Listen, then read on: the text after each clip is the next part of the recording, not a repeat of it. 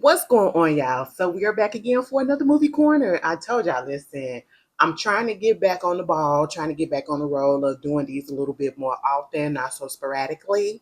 Okay, y'all like how I said that sporadically. So today, since we still on this Tyler Perry kick, I just feel like, probably the next couple of movies reviews will be, well, movie corner reviews will be Tyler Perry. Since we just on that kick, last week or the last one was oh my god, The Family That Prays. Okay, y'all seem to like that. But this one is one of my favorites too. What's it called? I'm saying what's it called, like I don't know. Why Did I Get Married? Okay. um I actually prefer this one over the second one, but I have to go back and look at the second one because listen, there's a lot of stuff that was going on that kind of pissed me off in the second one. I did not like the way. Well, we'll get there. We'll get there when we talk about it. We'll talk about it. But anyway, so this one, you got Janet Jackson in here. You have Jill Scott. You got Malik Yoba, Richard T. Jones, Michael Jai White. You got Tasha Smith. What's her name? What's her name? Lamar Rucker, Sharon Leo, and Denise. I think she the one that played Trina. I met her too. She is girl. When I tell you, she is really pretty in person. Oh my god, like breathtaking. I said, "Oh, the TV don't do you just." I mean, she cute as hell on TV, but in person, mm, mm. Okay. So basically, this is a movie about four couples. All right. Four couples that's been together, been friends for so many years. And I think like the women, they've definitely been friends like since like college at the least. Um, and they do this thing where they get together, they go to a vacation spot or whatever, and it's like they try to figure out their relationship. You know what I'm saying? Um, their marital problems and all of that stuff. Honestly, baby, I don't want to do that amongst my friends. Okay, let me go to a actual therapist because I don't want to hear your problems. I don't want to know your tea. And the reason why I say that is because if I know your tea like that, and then you telling me all of this stuff, and I know all of this stuff, and then you still stand, girl, that's gonna make me feel some type of way. And I'm like, so why you tell me? Why did you tell me? If you, I don't want to be involved. Okay, I don't want to be involved. But I really, sometimes when people are in relationships, even not in relationships, people just want to give you unsolicited advice, or when you ask for advice, they give you the wrong advice. Okay, and it still winds up messing you up. But at the end of the day, this group of friends, they got a trust level. And honestly, I just don't understand how were they able to still be friends with Sheila's husband, Mike. Okay. I just didn't get it. I just didn't get it. And I guess it was because the men are friends with him. They have a stronger connection to him. But I just would have been cussed him out. I would have been told him off about himself because I am not one of those friends that can just, or people in general, I cannot sit back and just allow, or no, not allow, but watch another person, especially if they're close to me, family member, a friend, or whatever, getting mistreated. And to the point where their spouse or whoever they're with don't care that they're doing it in public. Not only are we doing it behind closed doors, I'm gonna go ahead and be bold and do it in public. And I don't care what anybody say, because at the end of the day, she or he ain't leaving. That's exactly how Mike treated Sheila. Because Sheila, he made it so that Sheila didn't y'all, we ain't even gotta go scene by scene. We could go couple by couple because listen, you got because I got some things to say about a few of them, but basically everybody. You got the first couple, which is okay, because Tyler Perry is in this movie too. And Tyler Perry, let me tell you something. You Your character, that character kind of messed me up too. I was like, just about all of these characters on here, y'all, for some reason or another, piss me off. Because why y'all doing this to each other? Terry and Diane, okay, they are married. Terry is a pediatrician. Diane is an attorney. Now, see, the problem with them is Terry wants, Diane to stop working as much as she has been and to spend more time with the family and to give him more time specifically. Okay. He literally feels neglected. Diane messed me up because at the same time, I get that you are out here being a career woman and everything, but it's like you have to be aware of what's going on and what your partner is feeling. You are in a relationship, not only a relationship, you are in a marriage, okay? And you are like, I don't even know if it's willfully, but yeah, at this point, it is willfully. You're neglecting your partner on purpose. You're neglecting your partner on purpose. And so you're trying to drown that out by doing a whole bunch of work and everything to the point where he feels as though she could possibly be cheating on him. And it is a possibility that I'm pretty sure she did. I think it either came up in this one or next. The second one. Either way, it's a possibility. I really do feel like Diane, she was doing all of this work and working all these hours and avoiding being home and everything. And I do feel like she probably cheated. She probably fooling around with a client or fooling around with somebody that worked there at her job. You know what I'm saying? I just don't see it that she wasn't, because honestly, I didn't feel any type of no shade. And I don't even think it was Tyler Perry playing the character. It was just the way that the characters was made and the way that they acted it out. And if you just read their background and see the things that was going on, I felt no chemistry between them. It felt like Diane couldn't stand to be around him. He was being clingy, but not so much. I don't even know if you want to call it clingy. It's just that he hasn't been spending time with her. Like, it's been a long time since they had sex. You are in a marriage, okay? And y'all just see, that's one thing. Why y'all get into a marriage and then y'all stop having sex? Y'all stop boom boom banging it. Okay, even when y'all were previous in a relationship, non-marriage, y'all was still knocking it out the park. All of a sudden, you get this piece of document and these tax write-offs and all this stuff, and then all of a sudden, y'all want to stop. Like, what? I just don't understand that aspect of it. My married couples, if you went through it, please put that down in the comments and let us know what's going on with that. Okay, because I never understood that part, baby. Y'all literally was doing the same. I don't get it. Okay, but anyway, he wants some sex, okay, and he also want another child. And I think at one point, I don't even think Diane didn't want that child. Diane, they got a daughter, and at one point, things get revealed about that whole situation, and he been trying to have sex with her to get her pregnant. He want another kid. She don't want another kid. And then I just feel like Diane and Terry never should have been married.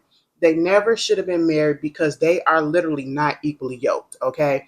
I feel as though they probably were better off as casual F buddies or just friends. You know what I'm saying? And they go get somebody else and then bring them into the group. That's how I feel about it. Because again, they are on two different pages. You want to have more time with her so that you can build up the family, but she wants to focus more so on her work because that's not what she wants. This is another situation where I want to know, or maybe I missed it. Did they discuss all of this stuff before they got married? See, when y'all get married, and this is the thing that people have to understand these day and age. You can't just, I mean, some people still get married just for the sake of convenience or whatever, and for financial reasons and security or whatever. But at the end of the day, you literally have to talk to the person that you are with before you walk down that aisle and sign that marriage license. Y'all have to come to an agreement, a compromise on what it is that y'all will and will not do.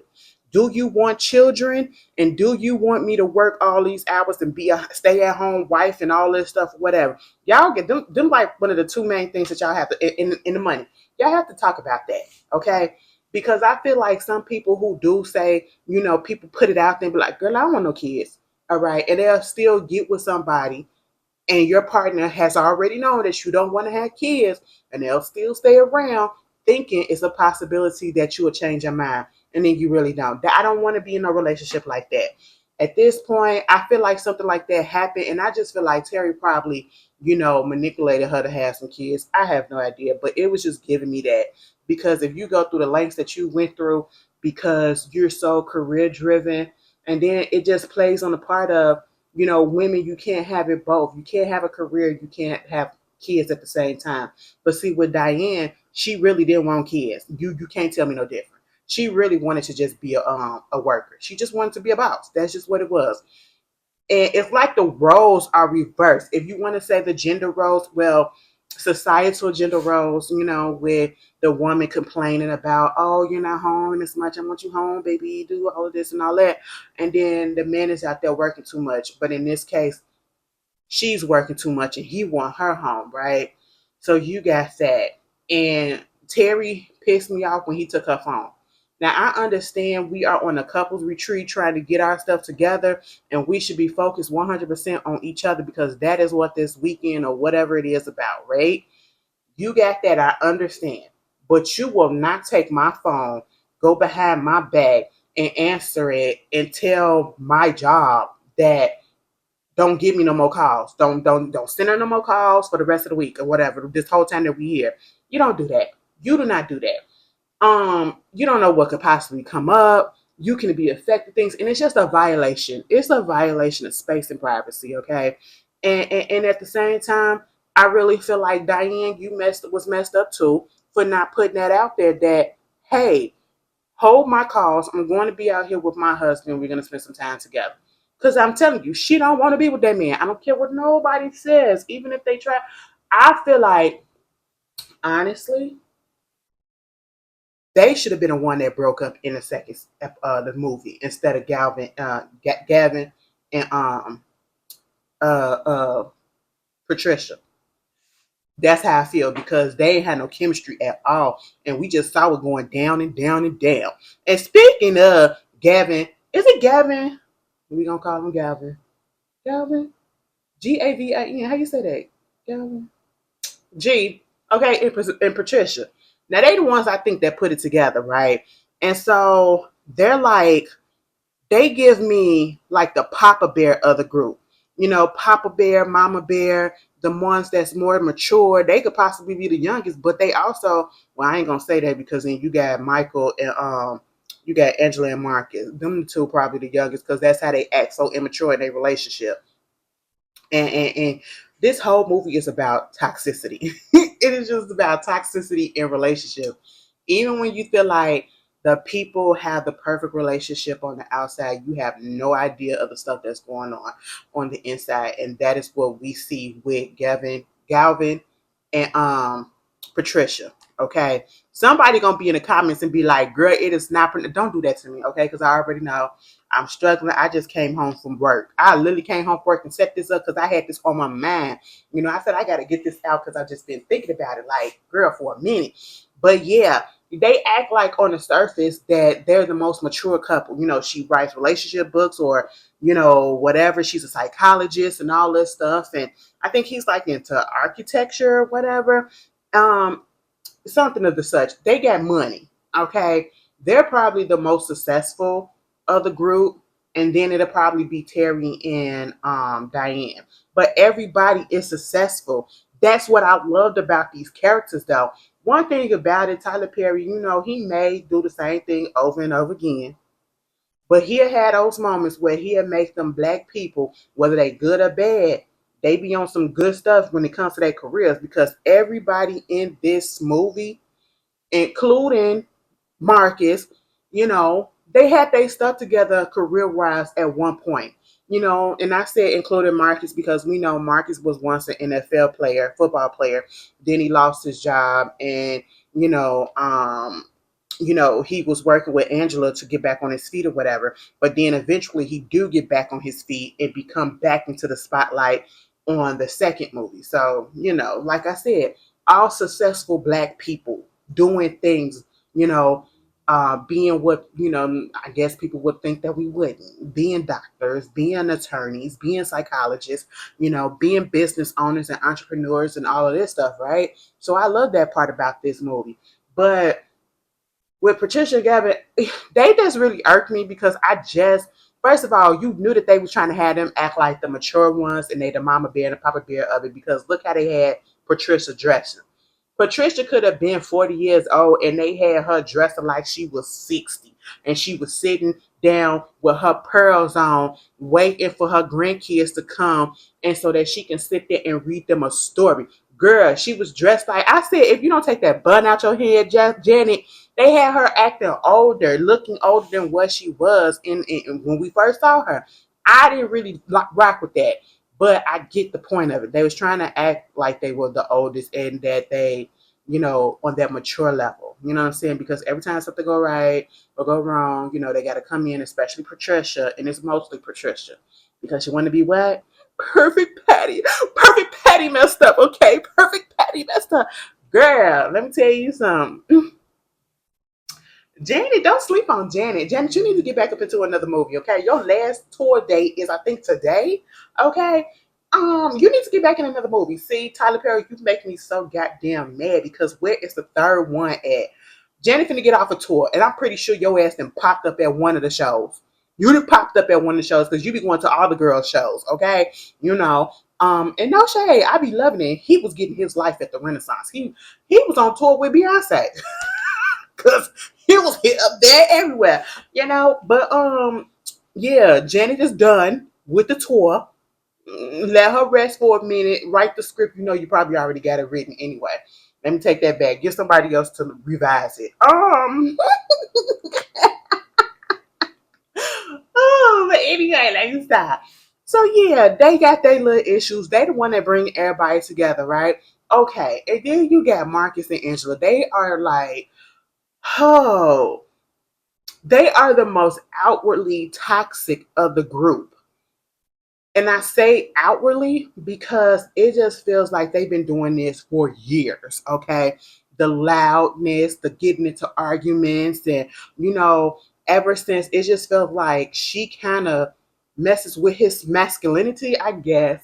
In a way, you could say that she does emasculate him. Girl, you got me taking up for this man. She does. I don't like the way that she was talking about him, talking to him, talking at him. But then you got to look at their past. I'm pretty sure he was cheating on her with the baby mama Keisha and everybody else. You know what I'm saying? He used to be in the NFL, so I know when he was on the road, and even when he wasn't, he probably was messing around. And she took it. Now that's your fault. That is your fault. Okay, I be going back and forth and talking about, like, do I want to date somebody with a kid or whatever? Because I have in the past, and it was But at this point in time, you would have think just being a lesbian, you wouldn't have to have those issues. But hell, half the majority of the lesbians out here these days got kids. Okay, they come into their own later in life, and I'm just like, I don't know. I ain't trying to play. I tell y'all this all the time. I ain't trying to play stud daddy yet. I don't want to confuse the kid. Who is you? Don't worry about it. Don't worry about it. Okay, go to your daddy. Don't worry about it. But yeah, girl, they were so embarrassing. Now I know we ain't about, some of us is really not all about respectability politics. But there comes a point in time that keeping it real and being yourself is just a little bit too much. And they were way too much. Because shit like that would have just embarrassed the hell out of me. And just because I don't like people loud like that in public. I don't like attention being drawn. Girl, they was on that train, and when them gay boys came up there, them gay men came up there, bitch, first of all, I get it that they was being loud and everything, but them motherfuckers was being rude as shit, talking to them back, and they was being racist, okay? I was like, Now, when Tasha went at him, or I should say Angela went at him, I was here for it. I was here for it. But at the same time, they was dead ass wrong.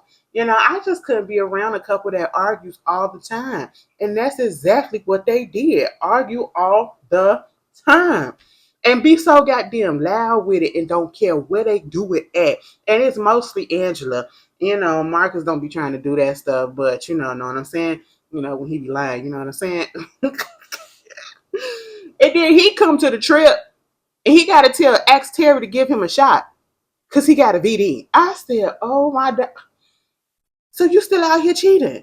And even if we found out where he get it from, but at the same time, it's like you just proving a point that you still out here cheating. Okay.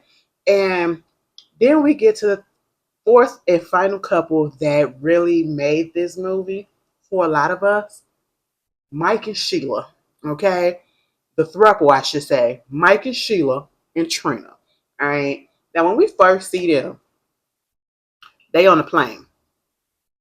Mike is sitting back there next to Trina. Trina's supposed to be Sheila's friend, right? And if she's my friend, why aren't you sitting here next to me? I don't give a fuck what he says. You, my friend, Why not you sit next to me on the plane so I won't have to deal with this whole giving up the seat or whatever? That was one, okay? And it was like all of the blaring signs. It was like the biggest red flags and red signs that were blurring, just blinking, going off with the brightest of the red bulbs, all up in Sheila's face. And I feel like she knew, but she chose to ignore it because she knew that she ain't had nothing else to go to. That's how she felt. Like she didn't know how she could start over because the way that it made it seem was as if he made it so that I don't think she was working. She didn't have nothing of her own. She was dependent on him. And see, this is another thing. Y'all can't be getting up into these. It's 2024. It's been too many examples of people and women getting into these relationships with these men. And that's the way that they assert control. I just want y'all to know, sometimes it's okay that they want you not to work because cool.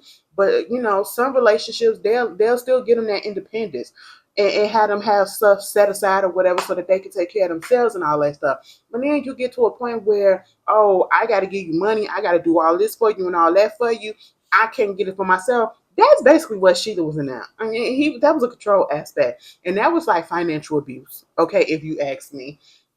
Because look what he was doing. Look what he was doing. And so Trina is sitting back there with Mike.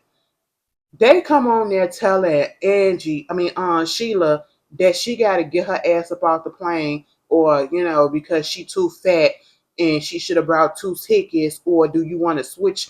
And he said, "Bitch, I'm not finna switch. That's your husband. Your wife is sitting there getting embarrassed because as a big person, I'm gonna tell y'all something. As a big person, one of the reasons why it took me a while to start getting on. Well, first of all, the reason what got me on the plane was him, Tyler Perry. But that was first class, and even then, I was still a little nervous about that. Like, can I fit in the seat? Because I feel like back then I was a little bit bigger. Yeah, I was bigger. My lowest. let me take that out. I was a little bit bigger then. And y'all probably seen a picture with me and Tyler or whatever. If you go back in the archives on my Instagram, if you want to scroll that far, you'll see. Like if you even see the pictures, like I remember somebody had sent me picture when we did the blackout, right? And I was like, damn. But back then I gained weight because I was stationary. My had messed up my leg, and I couldn't walk that much. I couldn't do anything. It was fractured. My knee, my tibia was fractured, right under my knee. And so all I did was sit around to make it heal and have my leg propped up. So therefore, I'm not doing anything and I'm gaining weight. I'm not eating the best of things.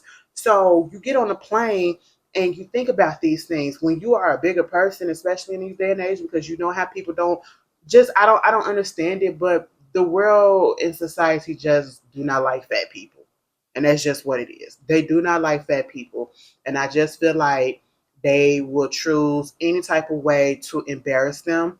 And yes, it's our fault for the most part, and I say for the most part because there are some people that have medical conditions as the reason why they gain weight or they can't lose weight. I do have a mild case of PCOS, which is why PCOS, my mama has it, my sister has it, and at this point I gotta look that shit up and see if that shit is hereditary. But I do have PCOS, and that stuff really is mess with your hormones. It makes you get facial hair a little bit. I got a little facial hair, and it's not as much, but I do have to shave. I'm being real with you, okay?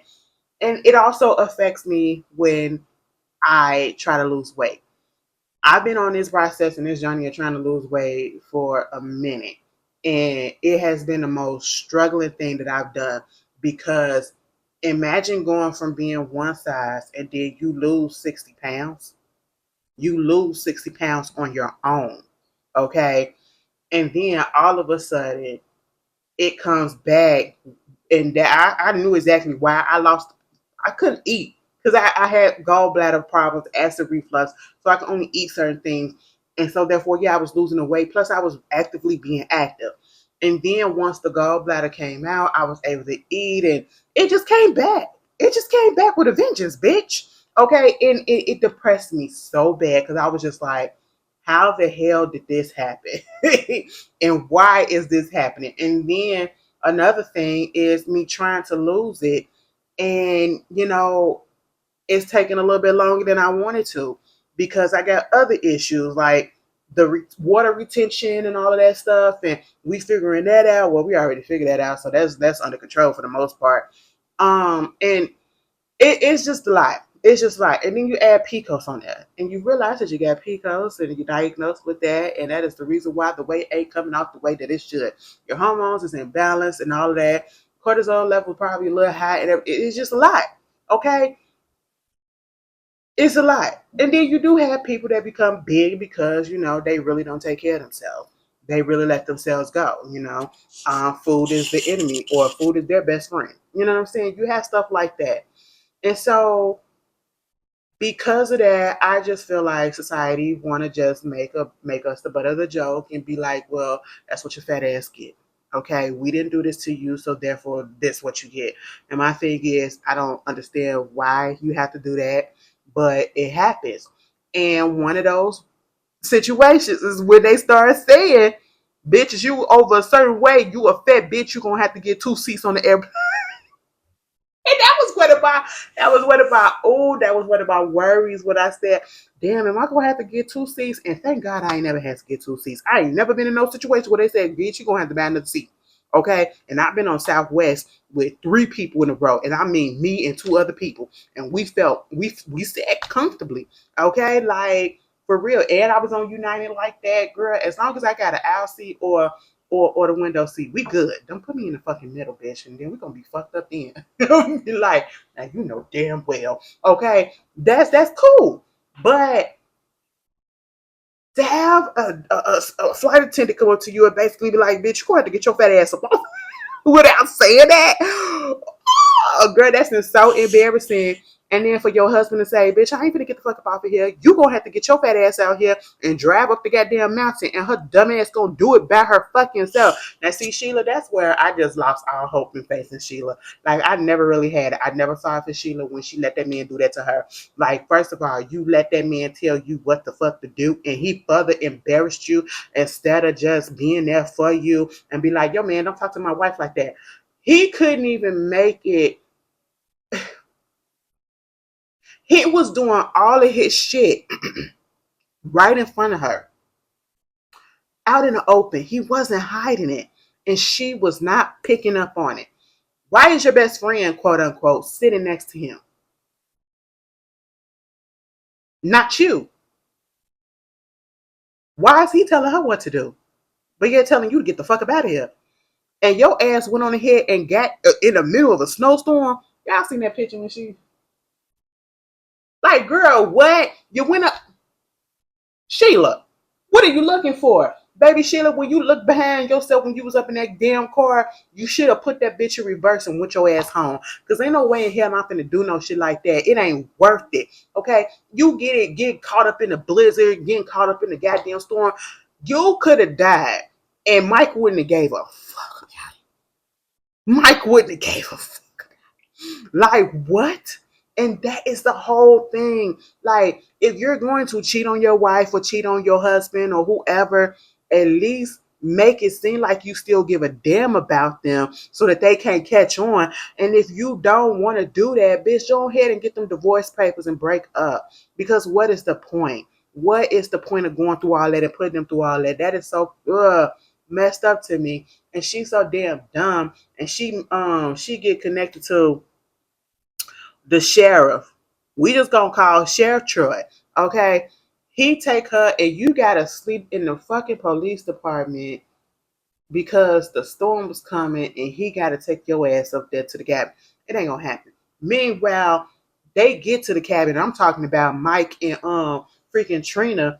And the only person, we just gonna have this conversation. Okay, we're gonna have this conversation. We're gonna be real, real, real. Sheila ain't had no real friends. The only real friend that she had was Angela. Out of that group, for that moment, it was Angela. Angela had her back. Okay, Angela peeped the scene from day one. Angela, I think it was Angela who saw Mike coming out of trying to go up into Trina's room Angela questioned him like, what the fuck is Sheila? You let Sheila get up here and drive this whole way? Yeah, it ain't my problem that her fat ass. And then it's the way that he was so comfortable with talking about her in front of her friends, okay? The women. And of course, men gonna be men. They gonna talk about who they bone and who they cheating on and all that stuff. And it just bothered me the way that they didn't hold each other accountable. They didn't hold that men accountable, right? We got Marcus needing a shot, so of course Troy, not Troy, but Terry gonna give it to him overnight and some stuff, and it ain't no, oh, you can't be doing this and why you doing this and blah blah blah. None of that, okay. And then it's just the way that he was treating Mike. Mike was just let it. And you don't know what's making me mad about this because it's like people actually do be in relationships like this. And I know sometimes this probably may seem a little bit exaggerated, but you do have people that are in relationships that are loveless, that are careless, that really are abusive emotionally and verbally and mentally. Like, and that's all that she was. And I'm pretty sure, yeah, he probably was physical at one point too. I think they had put that out there, but and I wouldn't be surprised. You couldn't, the way that he was acting towards her and the way that she was acting towards him, you couldn't tell me that he probably wasn't putting his hands on her. But at the same time, I was just like, he just made me mad. And every time Tasha called him out, like that one time, that one scene that solidified that Tasha was the only friend that Sheila really had was when they were standing up there about to make breakfast the next day. We see Mike and Trina all up on each other, whatever. Mike always wanted Trina by him, telling her what to do and all that stuff. And I just feel like maybe this was the point where he actually had it planned because how are you this bold with it? You are this bold to be doing this. And okay, I can see you doing it in front of your homeboys because y'all got that bro code because they probably doing some stuff too. Because we already know Marcus was cheating as well. Okay, that's fine. But well, it ain't fine, but we get it. Okay, that's what y'all niggas do. But to do it in front of her friends, like the women, her good Judies, well, they ain't really her good Judy because y'all wasn't checking in on that lady. You weren't checking in on that lady that the way that you're supposed to. And then when you see what's going on, ain't nobody try to go out and try to find Sheila. Nobody went out. I mean, I'm pretty sure they probably tried to call her, okay? But at the same time, ain't nobody go out and try to find her and try to go get her, whatever. No, none of the men went out. I don't give a damn if Mike said fuck that shit, she'll be on her way. Don't care. You still should have put your foot down and said I'm gonna go out there and find it. That's what I would do. That's what I would did as a friend or whoever. You motivated me to get my body together because okay. Anyway, um yeah, I just like really, and they didn't want, of course, Tasha had to tell the girls and all that stuff about the stuff, Mike fucking around with Trina, and everything. And of course, Mike don't like Angela because Angela tell it like it TI is. Okay, Angela is not sugarcoating. Angela calling him out on his bull all the time, right? And so you get that scene where the women are together and they looking at them and was like, we ain't gonna tell Sheila what's going on. We gonna tell her afterwards. And Tasha was like, Angela was like, no. And I was with Angela. I said, so you okay with letting your friend go through this facade? And see, this comes the issue. Would you have spoken up and ruin the trip and everything, or would you just let her go about being naive? I just cannot, in my brain, fathom and think that Sheila really was that dumb, or Sheila really was that blind to not see what was going on. This man is always around your friend. She's always around him. When she went and tried to shop, Angela was about to whoop her ass in that store. Oh, Angela was about to whoop her ass in that store. When she brought that shit, that little lingerie, that old lady looking gown, slip of a freaking gown, nightgown, and she came up in here to Mike and he was like, what is this? It was like Trina got it. Trina said you might like it. Trina lied. Bitch, that shit had me fucking rolling. And he was laughing all up in her face. I said, damn, like you really checked out. Why the fuck you get married to her? Listen, I don't believe in that, oh, because I got pregnant, so we got fuck all of that. Look at what you're going through. Okay? And then you get all of that, and of course you get the troubles that's going on. The main part that everybody loved was that scene where everybody comes together for dinner. Okay, and they Angela was tired of the bullshit. Angela was tired of the bullshit, trying to tell Sheila, wake the fuck up. Your man is over here cheating on you, and he fucking this bitch right here because he was telling her what to do and everything. And it was just like Sheila really wasn't getting it, and I feel like she was playing. I don't really think that she was really that blind. I feel like she knew what was going on, and she did not want to confront it, because if she confronted it, that means that it would have been true. And then that means, where would I go and what would I do? Because I don't have nothing. This man literally takes care of me, money and everything. And I feel like she was just willing to go through the bullshit. She was willing to go through the bullshit. Um, and so you got him saying, yeah, it's true. It's true. She was like, no, stop playing. Is it true? Yeah, it's true. And yo, since we want to tell secrets, you really think like everybody at this table ain't got secrets? Okay, let's talk. Terry, tell your wife how you cried and you was all up in your feelings or whatever because you found out that Diane, when you told me that Diane fucked around and got her tubes tied, and that's the reason why y'all couldn't have no another kid or whatever. Tell me. Just tell the people about how you had to get a DNA test because you ain't know and think that y'all child was yours, even though it came out to be that it was. Okay, because again, I do feel like Diane was physically cheating. I don't care what nobody says. Okay. And was like, Patricia, let's talk. Now you're going too far. Patricia, let's talk about you, bitch. Gavin, how about the fact that you calling and you blaming her for y'all kids' death and all that stuff? I mean, it was her fault, but it was an accident. It was an accident. The baby wasn't locked in. Okay. Did she run the baby over? Did the baby get hit? I don't even remember. Either way, the baby ain't here and it was a car accident, okay? And she was to blame, but it was an accident. So of course she go hold that in. And now she realized that her husband was up there talking to her homeboy, his homeboy, blaming her. Like, this is the reason why I ain't got no kids, because this bitch took my kids from me. I know that's what he was saying. I know that's what he was saying.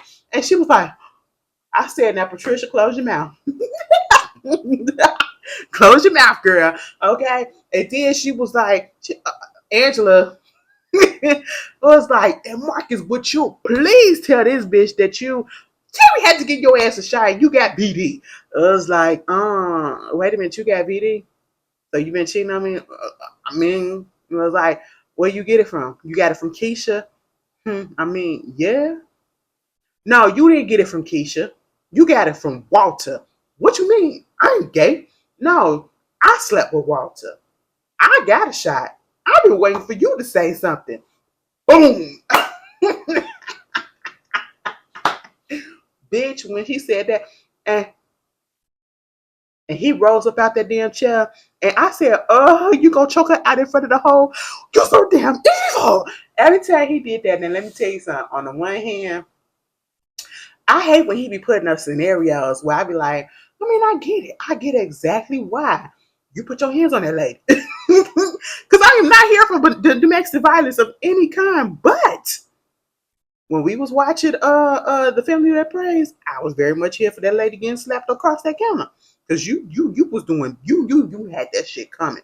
Maybe somebody else of a woman, stature, DNA, gender, should have did it.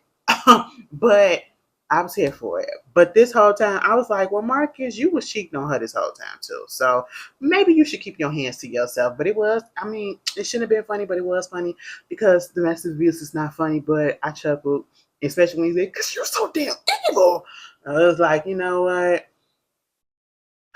When Mike had the nerve to say, basically, I'll give you the home or whatever, where they stay at, where it's a bad neighborhood. I'll make sure so and so put, bars on the window and all that. That just shows you how much he don't respect her at all. And I was so glad when Sheila finally took that wine bottle and cracked it over his head. Okay. Now again, we're not here for domestic violence. But in that situation, it had to be done. It had to be done because he was asking for it. He was so bold with it. I ain't never seen somebody so bold with their shit. But of course, they had to leave, and everybody. Imagine going on a couple's getaway, thinking that this is going to bring you closer to your spouse, and then you leave that bitch so far apart, further apart than where you already were. Okay. They get back. Let's continue this whole thing with Marcus. Marcus and Angela, they should have been broke up, but at the same time, their toxicity actually works. Okay. Hear me out. I get it. It's foreplay. It literally is foreplay. Okay. Because y'all heard me a few times say, I think somebody put me in my place. Like, don't cave to what I say, okay? Question me, bitch. Well, I don't want to call you no bitch, but you get what I'm saying. Question me, like, who the fuck you talking to? Okay, like, sometimes when again, I am a little toxic. I can admit that, and I've had to admit that, said that, and I mean, it is what it is.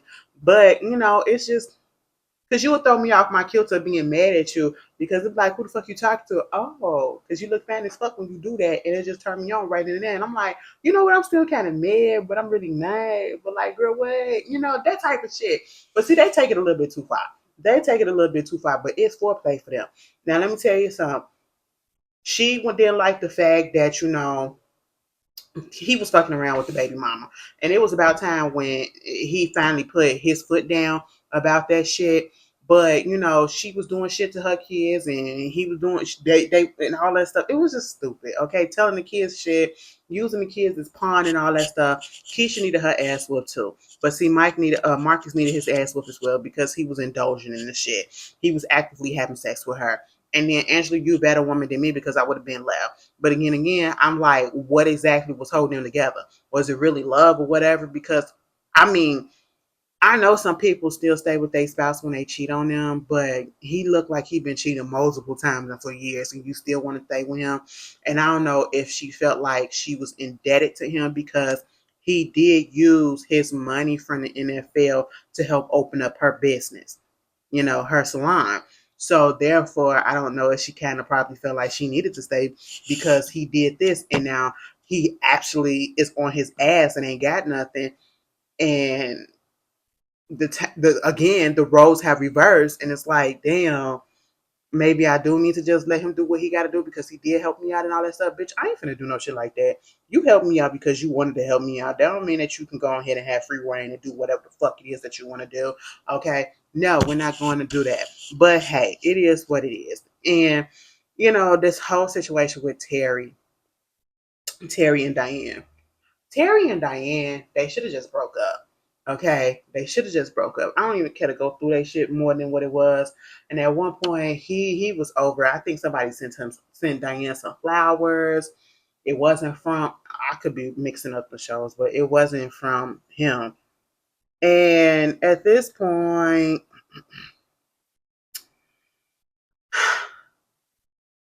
he was like, "Fuck this shit, bitch. I'm gonna go and get an apartment." I was like, go ahead and go. They should have divorced. When he left, they should have divorced. Okay, honestly, that's just what it was.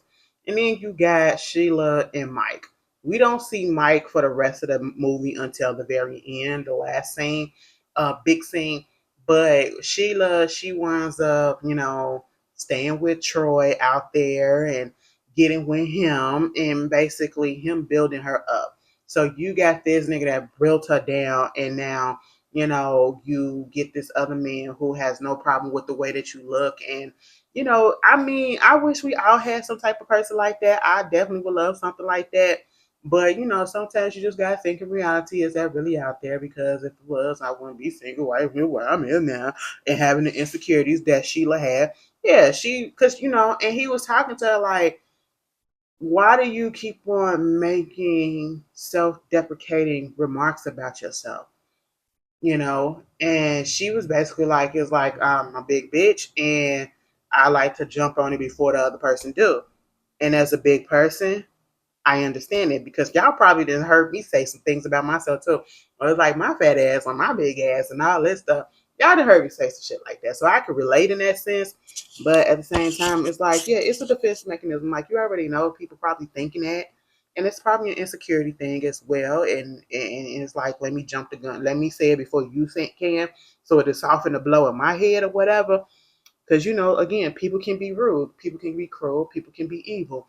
But Troy was trying to say, if you want to lose weight, we can do it together. And see, that's something that Mike never did.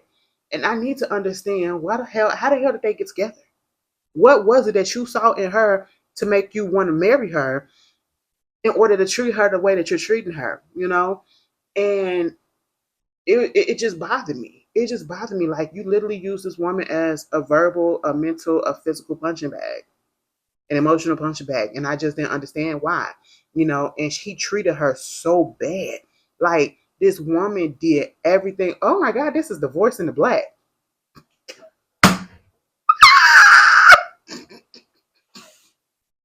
Bitch, it took me 45 minutes to look, 45 minutes and 30 seconds for me to realize that Sheila's storyline is literally part of it, is literally divorce in the black. You have a woman who is doing everything and basically kind of perfect, not cheating, want to stay by your side, being blind to shit, putting up with your shit, not going back and forth with you, and then the man that you with ain't shit. Okay? And he really out here just being just a dog to you. And then want a divorce. I want a divorce. Okay? That is divorce in the goddamn black, bitch. Didn't I say? Didn't I say? Girl, all right, that discovery. Wow. Okay. But anyway, see, we said you're repeating storylines and y'all thought we was playing. You thought I was playing. Okay. It is what it is, but hell. It took me a second to get it, but I got it.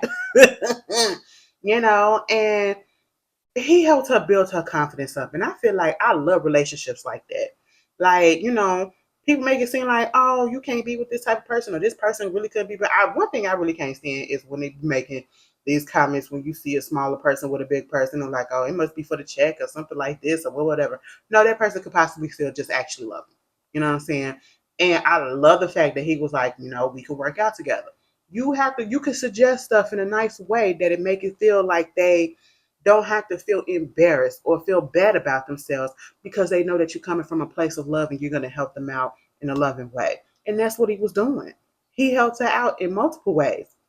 He was working her out in multiple ways, and it was all good. Okay, Sheila benefited so much from it. I said, all right, all right, you know. And then you got Patricia and Gavin. Girl, Gavin, there it is. That's the name, Gavin. Anyway, listen, they hadn't really spoken to each other after all this shit happened. And they had a little breakdown. He was like, you don't even want to look at our kid's picture. Look at the picture. I don't want to do this, Gavin. What are you doing? I said, girl. It was like, because Perfect Patty messed up, okay? You blame me. I said, yeah, blame you, bitch. No, I don't want to say that. I don't want to say that. But I feel like people that say they don't want to blame a person for doing something, even if it's an accident, they really do blame them. They just don't want to hurt that person feeling. And I feel like that's what it is, okay? But then you got some people that actually really don't. But I feel like the majority of the people who say they don't blame, they actually do blame, okay? And I mean, shit happens. And that's just human, all right? Like, your child is gone. You never really dealt with it. You tried to put a mask over it and make it seem like you're this perfect person, and that's probably why she tried to feel like she was so perfect and make everything perfect, because the one time that she did falter and mess up, look what happened. So now she got to be extra careful, extra perfect, so nothing can get out of place and nothing can mess up, not realizing that that's not helping and that's making actually things worse. All right, they had a little breakdown, and then at one point all the women get together minus Sheila. And I'm like, damn, the way that they was asking, did you check on Sheila or whatever? I mean, I understood that they probably called or whatever. Nobody decided to go out there and see her. Nobody decided to go out there and see her. What type of friends are y'all? I'm telling y'all, these ladies were really not her real friends. Even in this moment, I just feel like Angela wasn't even, and I know everybody got their own issues and all that stuff, but you seen what your friend just went through, okay? You seen what she went through, bitch. All right, I would have been up there on that mountain, like, girl, what's going on? Okay, I'll see you in a couple of weeks or whatever. I would have been raining down. I don't give a fuck. You okay? You okay? I don't give a care if you tell me you're okay. I'm gonna come up there and I'm gonna see you because I want you to know that, bitch, I care about you. Okay, but people got shit to do. And Patricia got them, writing down your pros and cons and all of that stuff. And that whole scene where Tasha was like, or I should say Angela, I check what the meter and if the meter say this and then it say that, girl, I ain't got time for all of that. If you gotta do all of that shit up in a relationship, break that shit off and move the fuck on, okay? That is no relationship to be had. And again, why were they still together? Okay. Honestly, why all of these couples were still together? Truth be told, I wouldn't be surprised if all of them had got divorced, okay? Because I could see the writers on the walls for all of them. But then again, you want to know who probably would have been the one that actually survived out of all of them? Marcus and Angela. I'm telling you, toxicity wins in their part. They probably would have survived. Girl, they'll probably be married and together for 50 more years. Okay. That death till we part. Oh, they going to the grave with each other. They probably gonna be buried in the same goddamn cemetery plot. Okay. On top of each other. How he died on top of me. That type of situation. Okay. And so it was like, write your P's and Q's, you pros and cons down about the relationship, and you go fix your relationship. Go fix it. I was like, Diane went over there trying to talk to Terry, saw Monica from Girlfriend. Girl, she is fine as hell, okay? She's another fan one. Her and Tony Charles, they had linked up recently. I was like, God damn. Okay. But y'all know I love it. Y'all know my type. Ugh. God did his thing when he made black women. Woo! Anyway, she was over there, and Diane thought that he was cheating and that he had moved on, and he was playing on her fears, and she was basically like, "I'd do anything," and he was like, "Oh, so you'll do anything or whatever?" She pregnant, and she was like, "Oh, well, okay, I could work with that." And I said, "Bitch, get the hell up out of here." That would have been that's your exit right there. I would have said, "Well, deuces." Okay, I tried. You'd have moved on. You got this whole pregnant in the amount of time that we've been apart, and it really wasn't being apart. Girl, please. And he gonna say something. It's twins. No, I'm just playing. And then girl's like, I have a husband or a boyfriend. I said, girl, stop it. Stop it. And it was like, okay, we're gonna be back together. I was like, girl. Angela and Marcus, they become cool again. Marcus was really concerned because Angela made him dinner and he thought he was being poisoned. I would have thought the same thing. I would have thought the same thing. And then, of course, Gavin and Patricia, they worked out their stuff. Sheila and Troy together, and everybody's going to get back together because I believe not Sheila, but Patricia is getting an award at a gala. All right. And so this is where the group reconvenes. Um, and then we see the men there and we see Sheila. All of a sudden, first we see that Troy is there, and they was like, "What Troy doing here?" And he was like, "Yeah, I'm here with my wife." I was like, "Bitch, what?" Now let me tell you something. Let me tell you something. On the one hand, I'm kind of upset at Sheila. Like, you really gonna get married to this man without your friends? But then again, it's like them hoes really wasn't her friends like that, if you ask me. So I'm kind of okay with the way that she did that. Like, y'all really wasn't checking on me like that. Y'all really wasn't here for me like that. Let's be honest. She was a fat friend of the group that everybody probably made fun of anyway. Okay. And the only one that probably really truly did have her back was, again, Angela. Okay. She the one that, like, don't fuck with my friend like that. She gives me that vibe. She gives me that vibe. And you just gives me, like, I don't know. Remember that episode of Moesha when Moesha and Kim was supposed to be friends? We already knew that, Moesha, Kim, and Niecy. And they was talking about Kim Wade. And remember they do that chill. Yo, booty. Yo, booty need to go on a diet.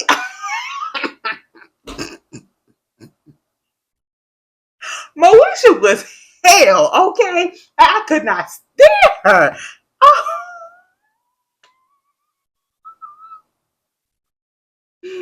Oh my god, that shit was so fucking funny, and it happened on multiple occasions, right?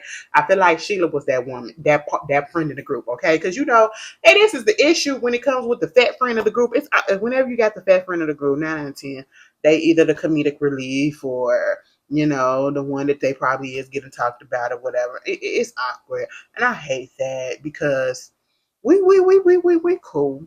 We just want to be friends and treat it the same as you treat the other skinny bitches. No offense to my skinny girls out there. I'm just saying. Y'all remember, bitch, this is when I used to love Monique, because even though I ain't never really shared these sentiments to whatever because, big girl, right? And when she used to be talking about the skinny bitches and everything in her comedy act, that shit used to be so funny though. It was so funny. And she did it so well that even the skinny bitches that she was talking about didn't even take offense because they know it was all jokes or whatever. It was like, well, big people always get clowned on, so let's clown on you. And I love that. You know what I'm saying? It was fun. Girl, I missed that, Monique. I hate this. I missed her. Like, I for real. Like, anyway, so yeah, you see everybody back together, and then they see Sheila up in the bathroom, and it was like, oh my god, oh, I said, oh,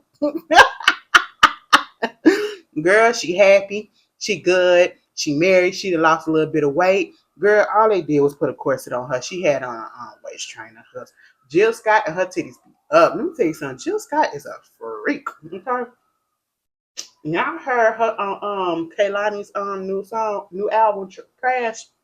What is it? So Susia, that no, oh, I said, goddamn, Jill. And it was more than what it was that was on the store. I said, I know Jill be up in the goddamn studio playing with her coochie. Janet Jackson used to be doing that shit too. Y'all remember on the Velvet Road when Janet Jackson was on the phone with Lisa Marie Presley, and Lisa was like, all of a sudden you heard a moan or whatever, and she said, "Girl, what you over there doing?"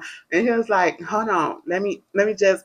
She said, "You gonna keep on playing like that, your coochie gonna fall out, bitch." That shit had me rolling. I said, "Now Lisa, may she rest in peace, girl." That was funny as hell. I said, "Oh, y'all was close. I'm gonna be surprised if they got down too."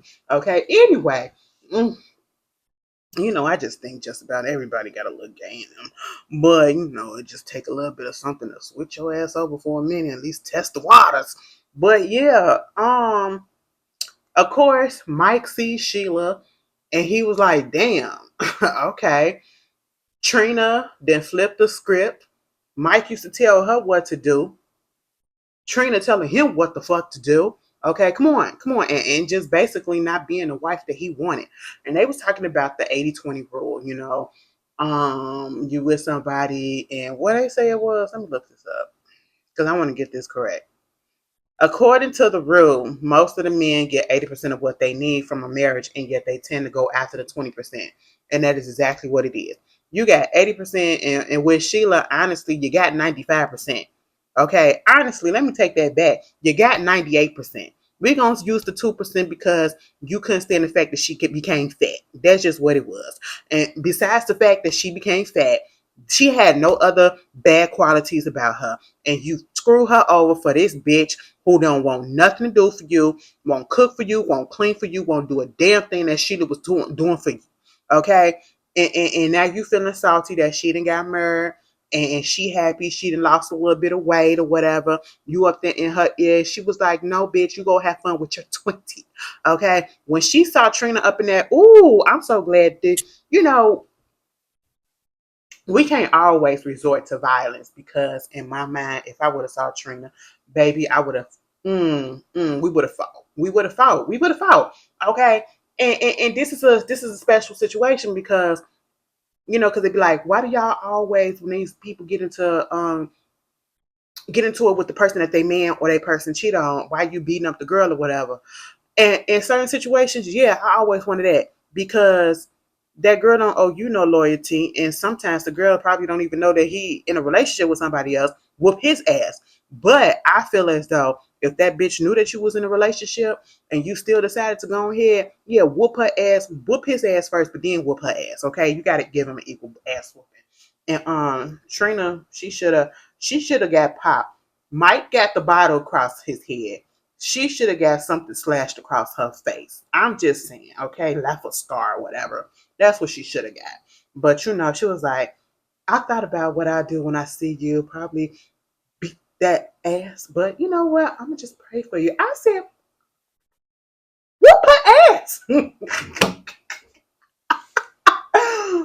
But of course, everything worked out for the best. Okay. And you know, that's just what it was. The movie, I actually like this movie. I ain't even gonna hold you. I like this one. I like the second one. The second one was a little bit, it was a little bit more heavy because of everything that happened with my girl losing her brother. Mm, I'm so sorry, y'all. This is bothering me. So inappropriate, not ladylike, but it is what it is. But yeah, yeah, that was so deep, bitch. That was so deep.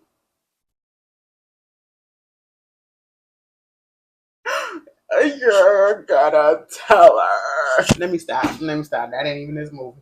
That ain't even this movie. But anyway, yeah, y'all tell me. Let's talk. Let's have a conversation. Girl, I gave y'all an hour because, girl, we had some things to talk about in this movie. Let me tell you something. Sheila ain't really had no friends. Sheila, you're gonna have to get you some new friends. Okay, you're gonna have to get you some new friends. And see, that's the thing. It's so hard. At least I find it hard trying to get friends as an adult later on in life. That have genuine connection. Girl, I don't know what you're gonna have to do, but you're gonna have to do something because these bitches is not your friend. Okay?